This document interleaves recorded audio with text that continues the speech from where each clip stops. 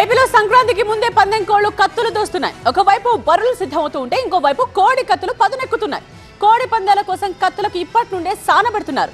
దీంతో కోళ్ల కత్తుల తయారీదారులపై ఫోకస్ పెట్టారు పోలీసులు. తూర్పు గోదావరి జిల్లా గోపాలపురం మండలం హుక్కంపేటలో పెద్ద మొత్తంలో కోడి కత్తులను స్వాధీనం చేసుకున్నారు. నిందితుడు బొల్లం హరికృష్ణను అరెస్ట్ చేసి కోడి కత్తులతో పాటు తయారీ సామాగ్రిని సీజ్ చేశారు. హుక్కంపేట గ్రామంలో బొల్లం హరికృష్ణ అనే వ్యక్తి ఈ కోడి కత్తులు రాబోయే సంక్రాంతి పండుగ సందర్భంగా కోడి పందాల కోసం కోళ్ళ కాళ్ళకు కట్టే ఈ కత్తులు 40 కత్తులు తయారు చేస్తున్నాడు. 40 కత్తులు ఆల్రెడీ తయారు చేశాడు, ఇంకా తయారు చేస్తున్నాడనే సమాచారం మేరకు బొల్లం హరికృష్ణని ఈరోజు అదుపులో తీసుకున్నారు, పోలీస్ స్టేషన్ తీసుకొచ్చారు.